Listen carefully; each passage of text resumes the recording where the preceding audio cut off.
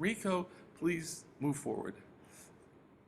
Um, so what as I told you, I think I had a couple of remarks about the Mandray film.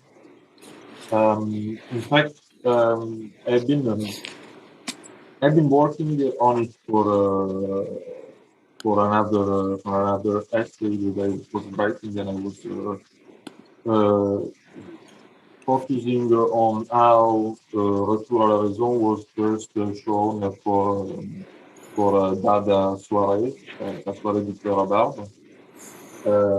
So what was I was interested in analyzing was the relationship between the space of the screen, the space and the particular duration of that quite mythical screening, and the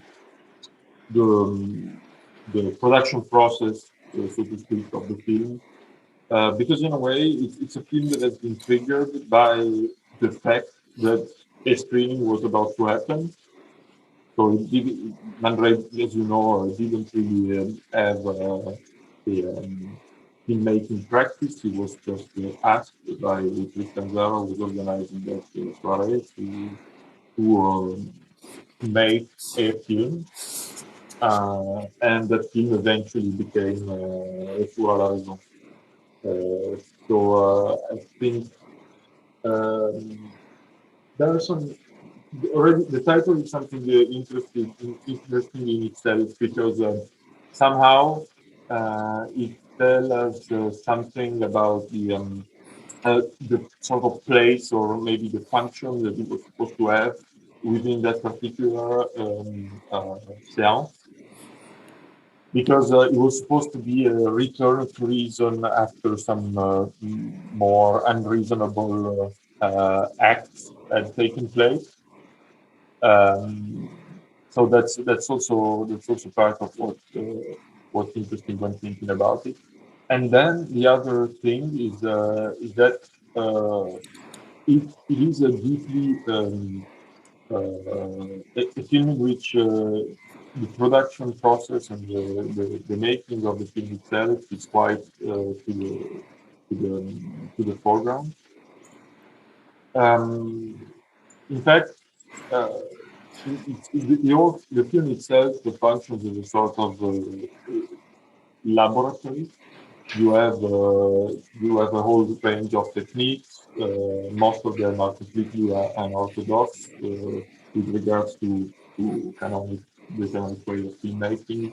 There are some many images that are produced through contact rather than optically with the camera. The role of the negative is something quite striking, meaning images in a negative shape, and also how photographic negatives are directly put onto unexposed film and then become a sort of unreadable, enigmatic image on screen because Andre doesn't respect the actual frames in a film strip. Um, so there's quite a lot going on in those few minutes of film. Um, I think it's a thing that we are particularly linked to at the film collection because at the museum because in fact yes it's one of the things to say. Uh, because the museum has all of the films that Andre has made, and in the 90s, and I'm sure you know this publication, but this was quite an essential book that came out. The first book on Andre's film, and it has many images drawn directly from the film script, which was something that wasn't that well known at the time, and that actually articulated all different readings of the film. Um, and so yes, yeah, and I was saying that when you suggested that we put it in this program of Cinema Pure, I was sort of amazed because technically you cannot do more impure than le retour à la raison. Because again, the techniques are not at all orthodox, and somehow, as in many of those that early 20s Dada films, those films were not really about conceiving something that was specific to the medium of film. No, the film was sort of one of the different media we had at hand, and I don't think the people that like Mandrei that started making films were actually looking for a specific cinematic work. They were more interested in precisely sort of uh, transferring techniques from one medium to another. So, like using photographic plates and then transferring onto unexposed photographic film, like a motion picture film, using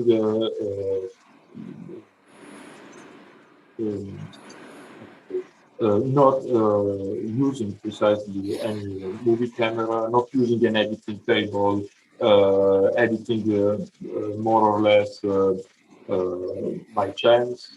So there's a sort of antithetical quality to what we will see in some other either statements or actual works that can be called the cinema pure, even if the timeline overlaps.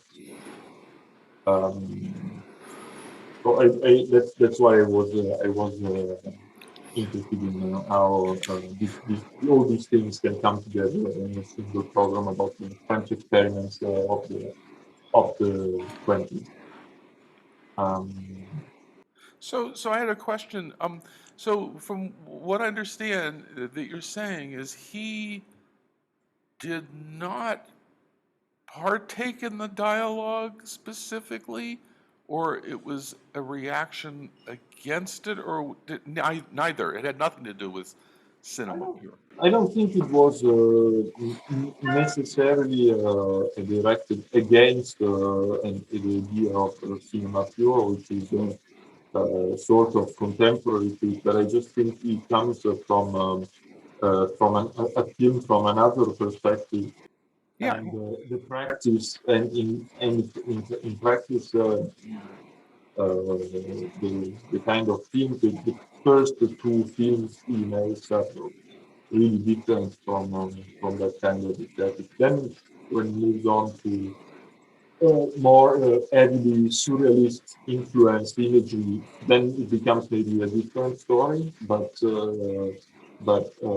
at least for the first for Retour à la Raison and Mac Baccarat, the second film made, I don't think it's exactly. yeah, yeah.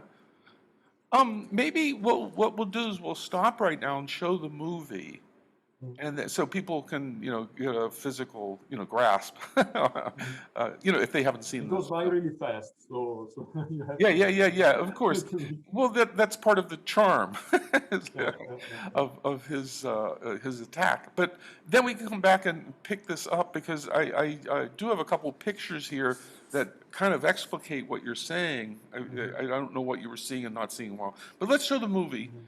and then we'll come back in a minute. Okay.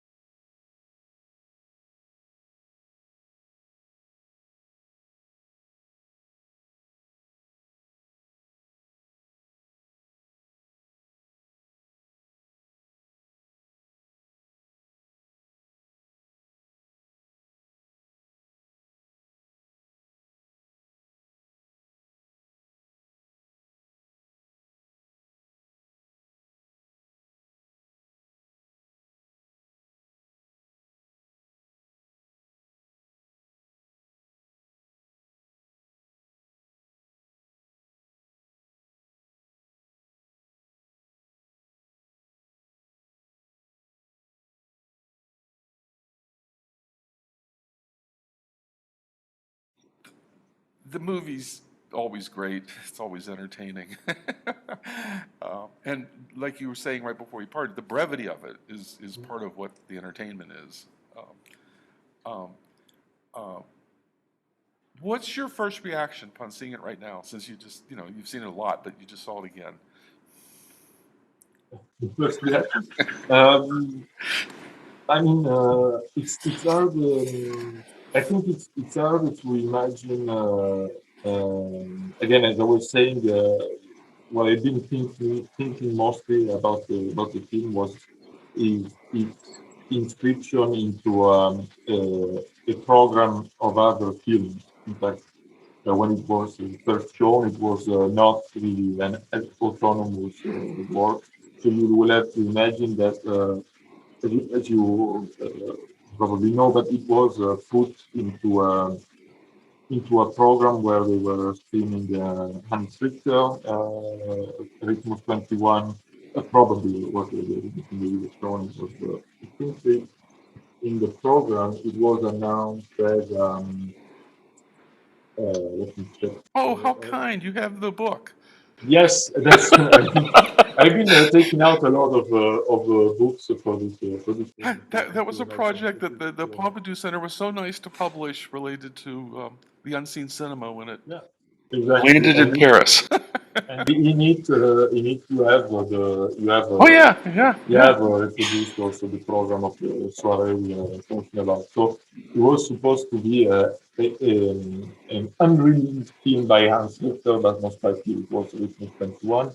They were supposed to screen Fumée de New York, which is no other than Manhattan by Charles Right. Schiller and Paul Grant, and then Return Le Retour à la Raison, Return to Reason by Andre, which was this is something also interesting for you, because it was supposed to be set to a musical piece by George Antheil, Supposedly, supposedly, yes, although and likely it was never played. That's at least what yeah, he probably wasn't historians. even in town. Yeah, but as an enfant terrible, self-proclaimed enfant terrible of the contemporary music scene, It's the one he would be event happy to be there. in recent history I wish I could have been there because it would Mm. have answered all the questions that now no one knows because it Yeah, wasn't yeah, recorded well. yeah, exactly.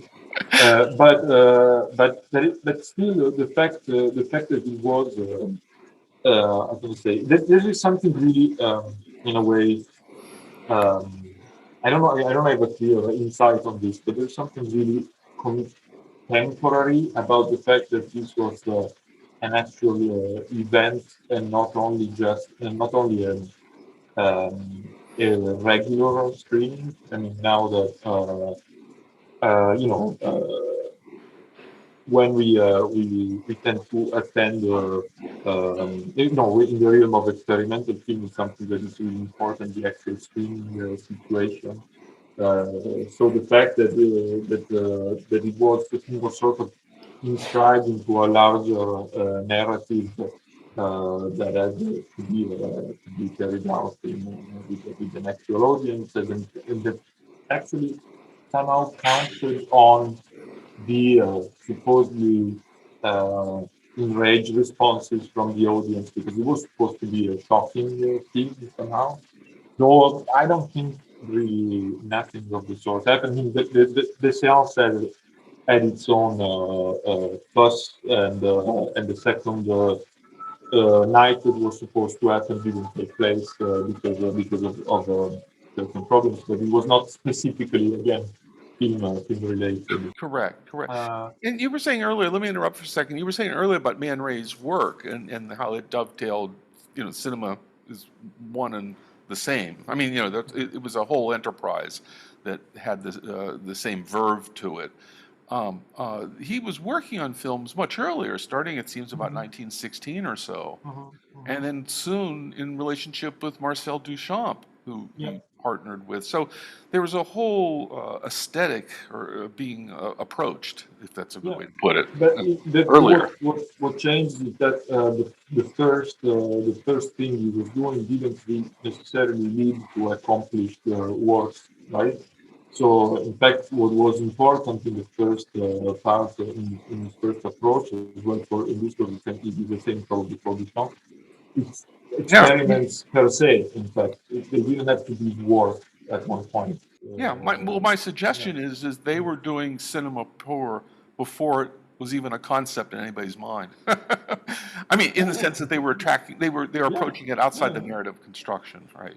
Yes, yes, yes, sure, sure. But he did a whole kind of, we were interested in the all sorts of materials and optical tricks that, the relationship with the size. There's a history of experimentation with stereoscopy, stereography, and all these kind of things that Hmm. were, really experimental forms and meant to produce a narrative film. Yeah, yeah.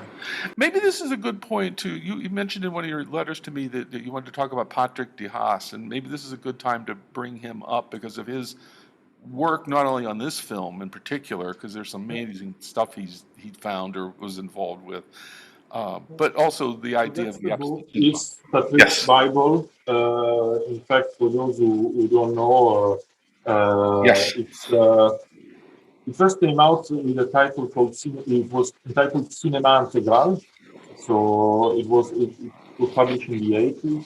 I think it came out of his uh, university work as a dissertation or something, and it was one of the probably the first French research-based work on the films from the European avant-garde. Hmm. It was a mythical publication that was out of print, it had been out of print for decades. People have been stealing it from libraries because it had become really, really rare. And then Patrick worked on it again and again, and turned it into another, a more extensive book entitled Cinema Absolu, and subtitled Avant-Garde 1920-1930. So uh, this came out maybe at the end of 2018 or early 2019. It's only in Uh, French, right? Correct? it's only in French, but an English translation has been made and it's going to be released by a British publisher. He said he was been translating it or Yeah, something, or yeah, it's in print now, or it's at the press yeah. or It's something.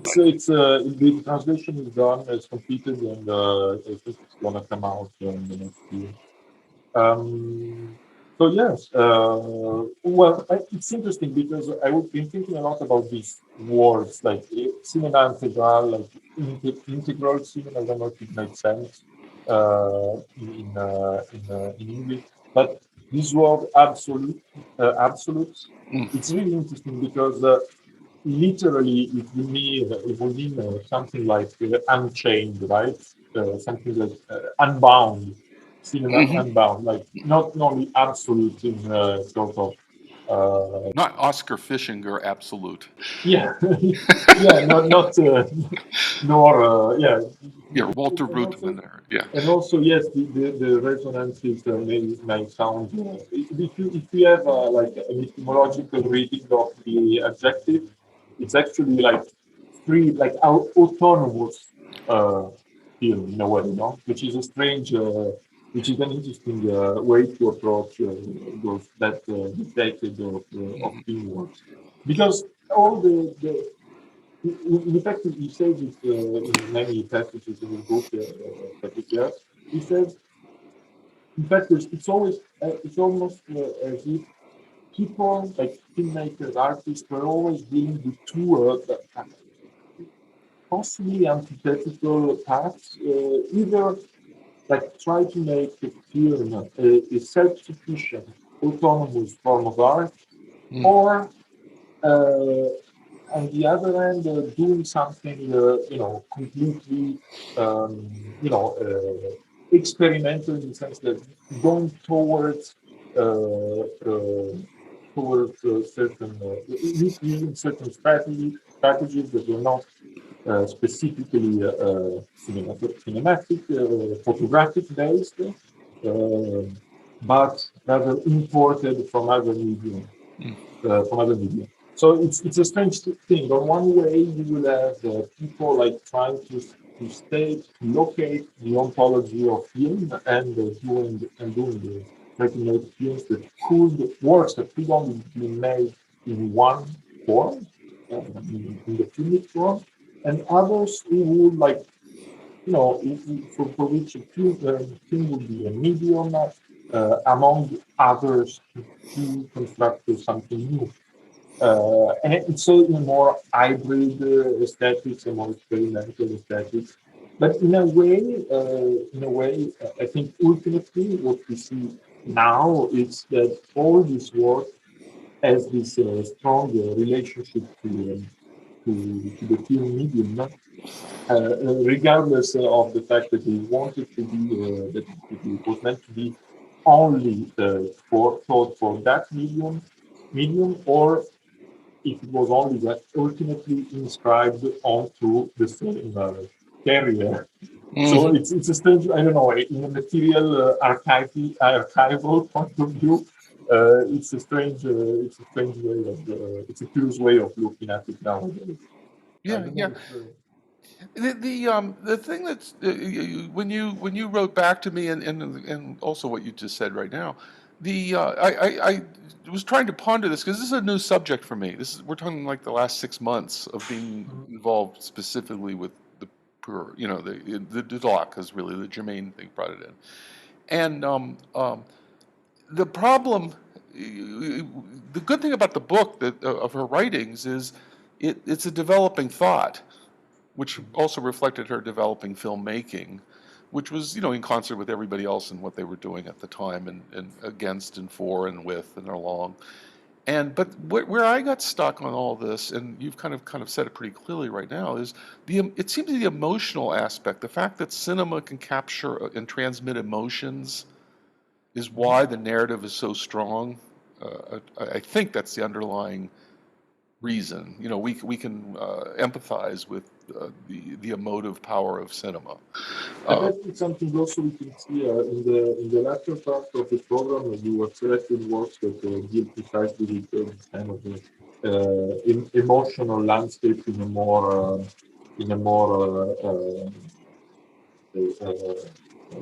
poignant way. Because the first is now what we really see now is the somatic film, right? Mm-hmm. The Realité, a new electric, and yeah, maybe can we say a few words about those themes? Because I think what you're hinting at is more related Right. to Yeah. Yeah. what we will be seeing towards the end of the program. I'm not sure. Can you say it one more time, just a little bit louder? Yeah, I was thinking that what you were hinting at, the sort of like the relationship with narrative and also the possibility of viewing an emotional landscape, Yes. feeling out of film is more poignant in like things like the Pearson or the Dulac maybe film or differently the lead film. Okay. Yeah. Yeah. No. No. I see your point. Later in the program, we're going to be showing this wonderful little film by Malsplin. Is that how you say his name? Malaspina, yes, And Malaspina. when I put the music to it yesterday, finally, there's a Scarlatti sonata and Mhm, a Bach fugue. mhm, It it changes the film in ways that it's all there in the editing and in the film when you watch it silent, but with that music, and they're totally different pieces of music. This emotive issue.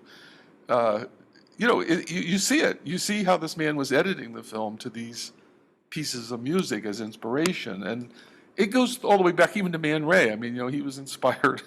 And, mhm, mhm. I agree with you. I'm just saying that usually a normal, conventional audience, so to speak, mainstream, comes to a film for this maybe being hit on the head emotive. I smile now, Yeah. I cry now, you know what I mean? Whereas there's other issues going on in absolute or even pure film. I mean, you weren't familiar, I guess, with the film we're going to end on, the Fever film. No, not really. I mean, I've been reading about it, but it was not. And it seems key to the movement, at least to the development of the movement, to where it got to when you get to Chamet and later in Duloc herself for a short period of time. But the power of that film is this shadow and light and this odd tension that goes on in this single room. And at the time, it was totally unique, supposedly, according to the people involved in the criticism that came out. And now the power of it is outstanding because you don't see movies like that anymore. Yeah. So it's of a piece as much as the Keaton film, although it's a new film, the Cavi film. The film is 1920, and was probably seen by everyone that we're talking about tonight. Probably saw, if not 1 week, which is the name of the Keaton film, they saw another Keaton film because of the worldwide dominance of that cinema, and in particular, almost a lot of the silent comedies are all based on undercranking and extreme use of cinematic space to do their gags. You know what I mean? It's highly developed language that's going on there, and the Cavi film sort of points it out by just focusing on a couple movements or clips, in the repetition. This on the cinema pure proper, since I'm an outsider being a foreigner, actually you're a foreigner too, sort of. Sorry, I made the jump. You've Yeah, become yeah. a Frenchman now, right? I mean, and now I'm also Frenchman. Yeah. Is how did the couple films that we're seeing that are more closely related part of that movement, or are they just again extraneous works, that follow in the tradition, like the Desla, or the Chemet? I mean, the Chemet seems right in the trenches of cinema. Yeah, I mean, the term itself is like the Chomet. Probably the best example, maybe. Yeah, yeah. In fact, I was thinking when we were preparing this conversation, I found the writings of these people, these filmmakers and artists, are really interesting in terms of how they will describe what they have actually made, but also, yeah, in their they're not necessarily all manifestos, but they have a clear aesthetic points that they want to prove. And in fact, there is this a very short text, a two-page text by Chomet entitled "Cinéma Art Multiple," with not a cinema multiple art, but it has dots. Yes. So you can say, it's sort of already it's an ongoing thought. Some But, words translate well. Yeah. Yes. Others not so much. Yeah. But it's something interesting. It comes out in one of the main magazines, journals about film at the time, which is called Ciné pour tous. So it's a text that comes out in September 1926. And so he had made Jeu de la Paix de la Vitesse in 1925. And I'm just quoting a couple of lines because it's too interesting what he says. I translated it myself so maybe it doesn't make that much sense. But anyway, it says something like, "The mistake is to believe that cinema has found today the totality of its forms of expression. A film can be, without being necessarily attached to one of the categories devoted to exploitation and trade: documentaries, drama, comedy, féerie, comic, and so on." The dictionary, the Petit Larousse, from 1903, which cannot be considered a radical text in any way, gives this first basic definition of cinematography. in quotes, a device meant to project animated views on screen, end quote. The animated views, adds Chomet, are not exclusively photographed histories. So, in fact, the idea of the view as opposed to photoplay in a way, no, it's something pretty clear in his text. It's interesting. It's 1926. It's already saying that in a way silent film has reached sort of a peak in its forms of expression. It's definitely considered as an art form, so the debate is not anymore in that film. But it's interesting how Chomet feels the need to say that what cinema can be doesn't have to fit necessarily the category that the exploitation in people who run theaters or or trade meaning producers, distributors need to the categories that they use to describe it. So there can be other film, maybe pure cinema if anything less that cannot fit neither the category of documentary, drama, comedy, or cinema theory or comic. So what it does, in fact, with Jeu de Raphaël de la Vitesse, is pretty much it, right? I mean, there's animated views, photographic views. Uh, the second half of the film it's mainly urban views. He uses all of the means of transportation of the city of Paris to have to set particular shots. Yeah. And towards the end, he has the more radical part, of just flipping the camera, turning it to like offside, and having the landscape completely turned the other way around. So there's this kind of use and the camera angle just to produce unexpected movement into the frame. Um, so that's the kind of like probably the epitome of what cinema pure. Right? He made another film, as you know, that is entitled Yeah. simply 5 minutes de cinema pure, like 5 minutes of pure cinema. But which is mainly a film made with a lot of like objects that are glass based, that have reflections in them, that are like shadows play a part in it. It's less. It has no urban views, no documentary views, so to speak. Documentary in its roughest form. I mean, I don't think we should Yeah. not No. use Amazing. Both films are totally amazing, and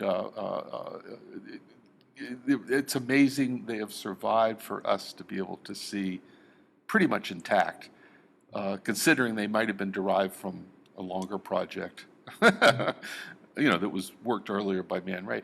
I know we're running out of time for you, but this leads to a really good point. My first encounter with these two films was at the Carnegie Museum of Art in Pittsburgh in 1977 or 78.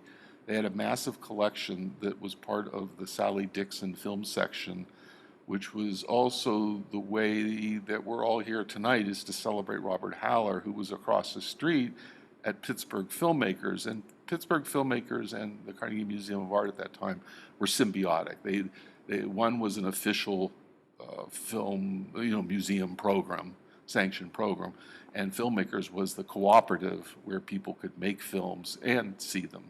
So what went on basically, and it started with Robert Haller becoming director in 1972, was a symbiotic relationship where a guest would come to town and show at the museum and show at filmmakers, and then be there to engage with the filmmakers in the audience for several days or weeks, or in the case of some people like Brackage and Bruce Bailey and several others, they came back to actually make films in Pittsburgh, sponsored by these groups. But I first saw the Chemet films at the Carnegie Museum, which were, out of the synergy, somehow two prints showed up, which is amazing. I think they came somehow through vis-a-vis the Cinematheque in Paris, I believe. And this was an astounding discovery because everything that you've been just speaking about is a tradition that has gone on pretty much underground for a century. It was started in the 20s, but it survived in the making of artists or avant-garde or whatever you want to call the different groups. And as a side venture, when I saw this summer when the Pompidou put online the Deslau film, I was struck at how much it's exactly like Pat O'Neill's early films. The symmetry of the imagery, the double printing, and things match 7362, let alone other works. And I hope Pat's watching tonight when we play this back. I'm pretty sure he will be. He's been a fan. But anyway, the whole point is we're celebrating Robert Haller here in this, so that is the cross connection. More so, the wonderful talk you've been giving, which was part of what Haller fostered his entire career, first starting at Pittsburgh Filmmakers and then at Anthology. And at Anthology, he in many times ran the place at various times, but what he really settled on was the library and the special collections, which were in the attic, so to speak. I remember that. And that's where you met him, I believe. Yes? We'll speak a little bit about him before we depart? Because you got to run, right? I can say a few other things. I had, but if you want to talk about Robert, I have taken this out. Oh, good. The library. So in fact, because for me, what's interesting is he was. So this is a book on anthology that he edited and. That's Jerome Hill, right? Yeah. It's a perspectives of Jerome Hill and anthology film archives. Yeah, great book. And it's interesting because in it Robert had compiled a correspondence of letters with Jerome Hill, and then there's put a bunch of photographs from the opening of Anthology 1970 and so on. But what it's interesting is that he was at the same time the archivist, the librarian of the Anthology Film Library in a way, a living witness, of course, of the scene, of the experimental film scene, and in a way, he had become already an historian of the institution itself with books like this, with this editorial work. But then, yet again, I mean, I'm just one of the people that had the chance to do research at anthology within. It's not as if we had any real special relationship, but we met people who have been at anthology at the library know that it has you would rely really on Robert's knowledge and he had like the topography of the place in mind. He knew what was inside the boxes that he wanted to open. No digital inventory available, no inventory at all available.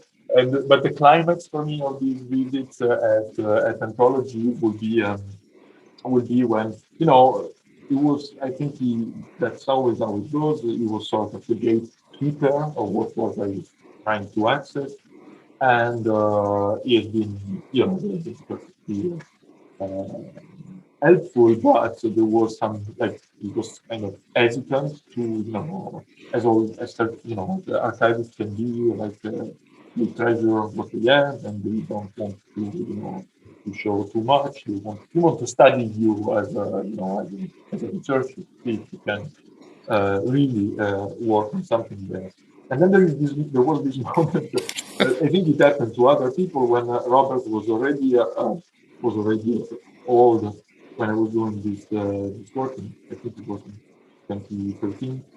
And there was this moment in which he would actually need you or need me to carry the boxes from upstairs, the library, to downstairs, where I would be able to actually look at them. So in a way, it's all sort of like being, how can I say, more, there is sort of connection that was made only by the material, by having to materially access the archives there. So the sort of trust bond that could be made through the fact that Yeah, it's possible that's to. perfect. That's absolutely perfect. Yeah, yeah. It's funny because I knew him such a long time, that my brother introduced me to him at a screening of Dog Star Man at the Carnegie Museum, 1975. And who would have thunk that this is the man that I would have bonded with for 30, 40 years working.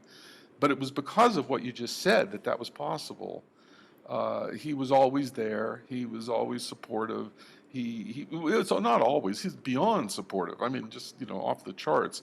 And he did this with hundreds of people, let alone persons like yourself that would show up just researching normally.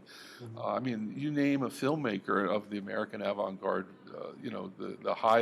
the high tradition of Anger, Brakhage, Bailey, Schneemann. It goes on and on.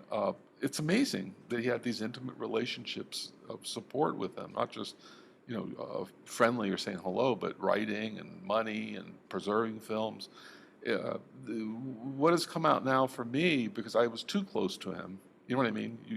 When you're familiar with somebody, you forget about all their greatness, so to speak. And it's all coming out, and that's what this series is about. Is to honor what he did. You just showed one example of one publication. He made many, many of these small publications, like about 150 pages or so. And they seem meager on their own, but when you pile them up, there's a pile of books. Let alone all the other writings and catalogs and lectures and films. Um, Good. You did a great job giving us a little portrait, a little facet, a Chamet-esque facet of Robert as he runs by here.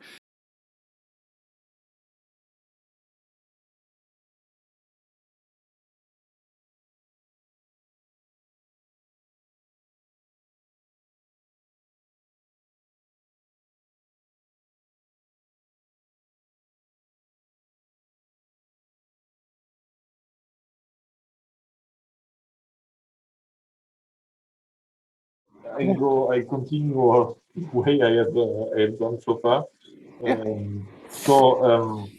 I actually took out another publication that I can show. It's all French books, but Oh yes, yes, yeah. this is a cahier that Christian Lebras published for Paris Experimental on the occasion of a retrospective, a Deslav retrospective at Centre Pompidou.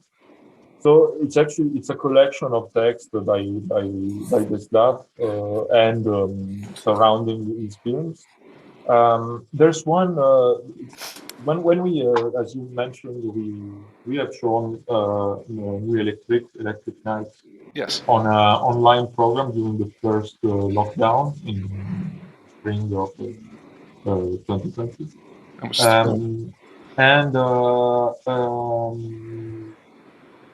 And one of the resources that we linked online was this article that Tesla published in the Film Liga journal in October 1928 on New Electric. And there's a paragraph which is really, in a way, resonates with the concern that Chomet had stated in his text that you have read before. So this love in this text says that I'm paraphrasing, but he feels like the modern night um, uh, filled with strange and singing lights. The modern night, which doesn't resemble any other night of history, is as photogenic as, or even more photogenic than the face of a nice woman, so a beautiful woman. So you know, it is completely in the drawing on the lexicon of film lexicon of the year, and of the photogeny being like the key word of the 1920s probably. So what is added to the human expression through the Mhm. through a shot, no, through a film or photography shot. So that's something you got. And the fact that the stuff transfers these properties from human expression to the urban landscape. Now Mhm. that's the what happens in these lines. It's just saying is not saying that in the line preceding that before that is saying that is not at all attracted to the film based on actors. There Mhm. is also one other like statement that brings together many of the works we are seeing tonight. No, it's that to not rely on actors' performance to convey feelings or meaning. No, this idea that Yeah. the city itself can be. Well, it's a total jump off of the Man Ray film too. I mean, No? you know, because there are brief shots of similar, you know, carnival shots, I believe, in both films of sorts. You know, realistic photography that are just, you know, that go where you're saying, and they become other light forms, not a carnival shot, as I'm saying. It just that's the inspiration because that's what the camera was able to register the lights of, you know, of the merry-go-round or whatever. Um, and then it was all shot in the Paris, that film too, correct? The Yeah. electric, which means he lived in Paris for a period of time. Yes, Yeah, in yeah, yeah. It was an Ukrainian resident. immigrant. Okay, okay. He came to Paris to work in film. Uh, but strangely enough, I don't think he was linked with the whole Ukrainian gang in Paris of the 20 that there are linked to Albatross, the film Hmm. Hmm. production. Uh, Interesting. so yeah, this is one of his signature works. His whole work his whole experimental work is characterized by also this. You know, that's why this book is entitled "White Shadow, Black Light," Oh, because very good. Yes. Okay. because it's all about the inversion, the two polarities of the negative image. You know, the couple of things that really rely Well, on it's a negative Rorschach, so imagery. to speak, Yeah, or and a Gestalt too, because you know yeah, yeah, your mind puts patterns together, let alone the patterns he shows yeah. you. Um, it's the clearest expression of these earlier ideas, I think. I mean, I think Man Ray's is on one end, and you Mm, know, this is on the other end of the similar stuff.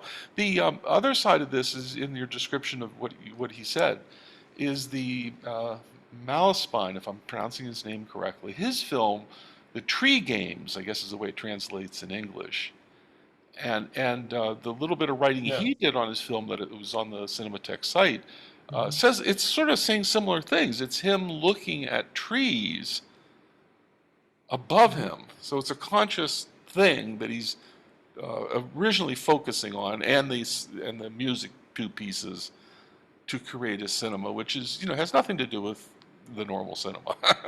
No, no, no, of course, of course. They share. I mean, the Emil Malespin too. In the Which rhythmic is patterning, yeah, of yeah, the it's really interesting because it has a similar it has a relationship with this last work in that it also uses negative imagery. No, Mhm. the negative image. I mean, this is one like sort of thread that links many of these experimental works because the negative is sort of well, it is like it's supposed to be not production type of image. It's not supposed to be shown. It's not a finished form. Not necessarily. I mean, there is forerunners in photography like Man Ray and Molinage used Correct. negative as a finished work, but it still has this sort of it hints at the dark room, so to speak, which is with Yeah, yeah. many of these experimental works. Well, right. As a Do. maker, these things that you're appealing to me because they're self-evident.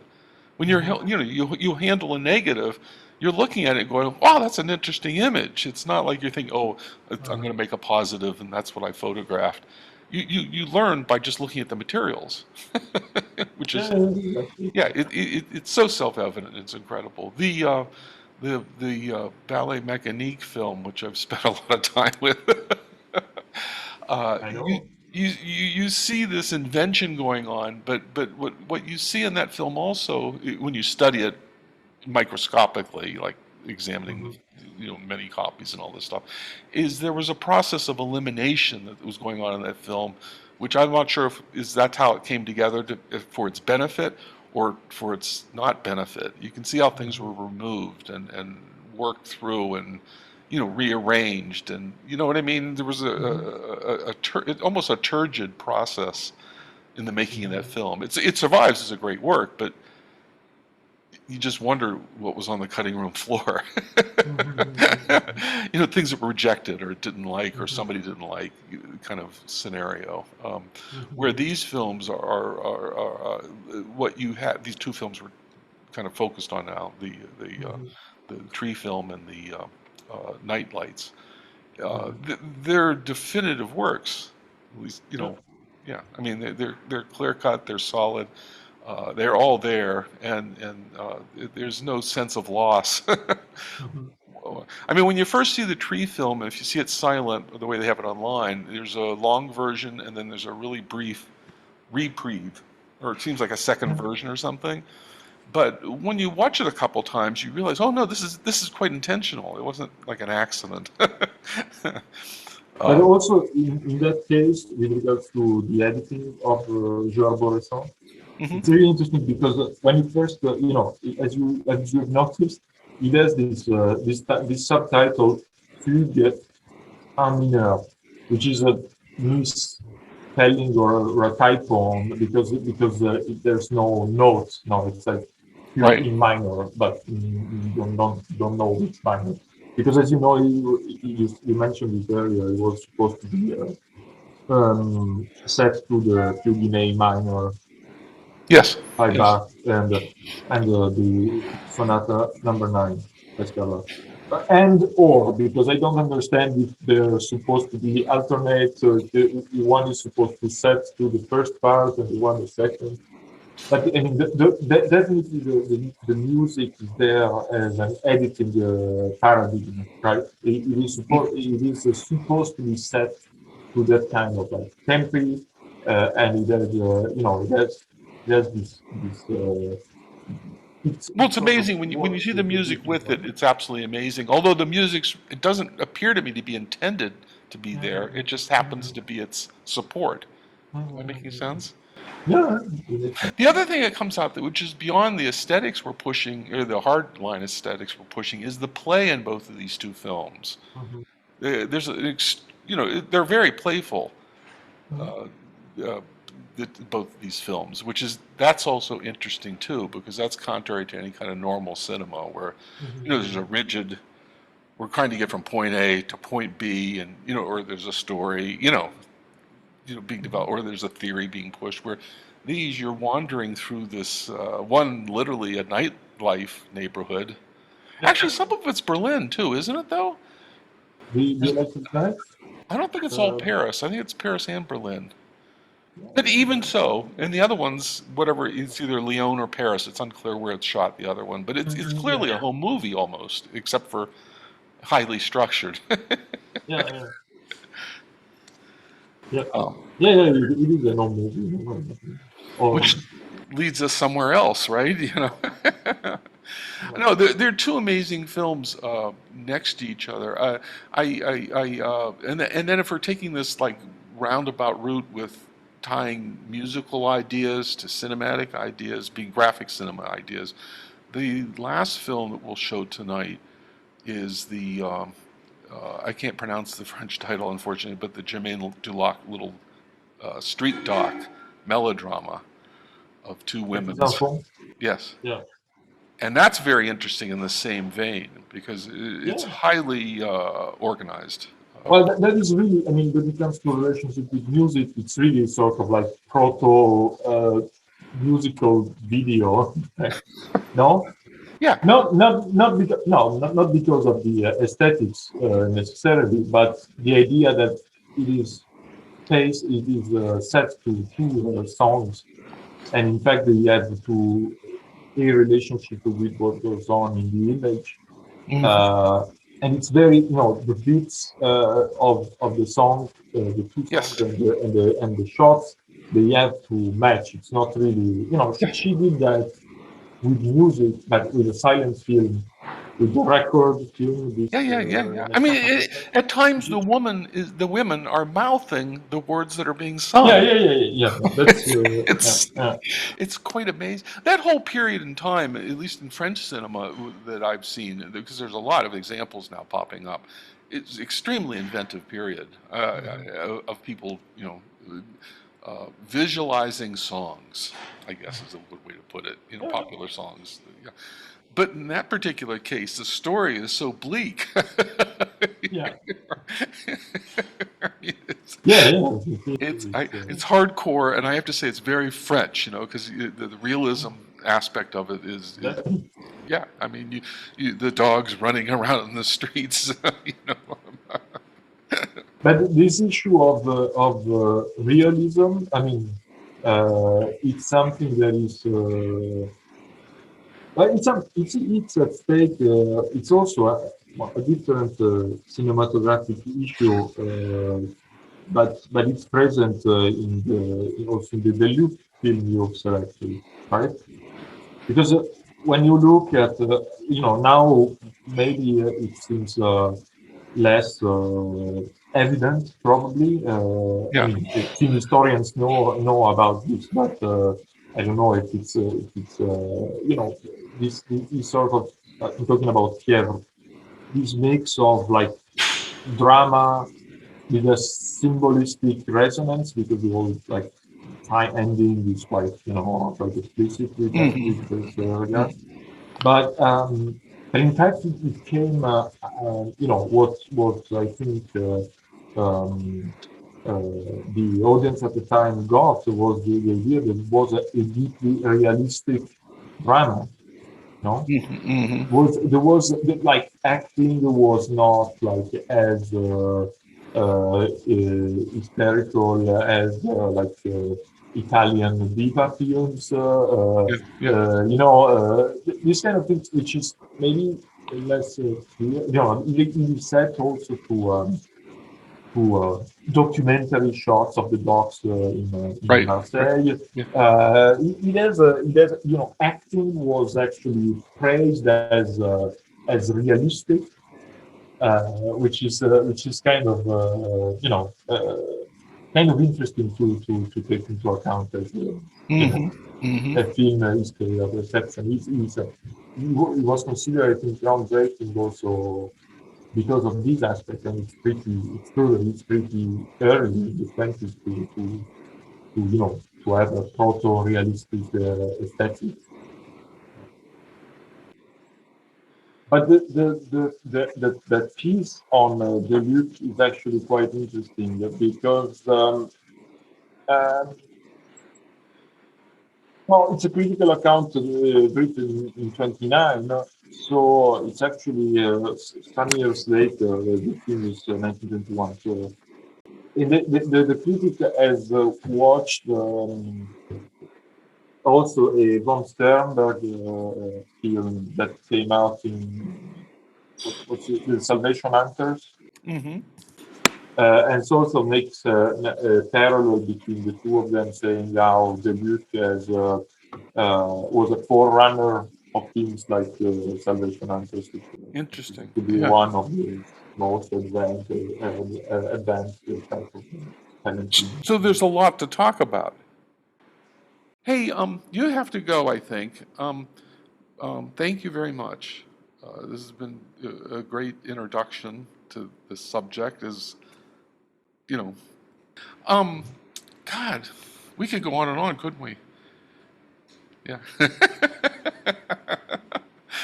Okay, well, we did good. Thank you very much. I'm sure that there's somebody out there right now clapping in appreciation, saying thank you for sharing with us this way. Good. Okay, Okay. enjoy your evening.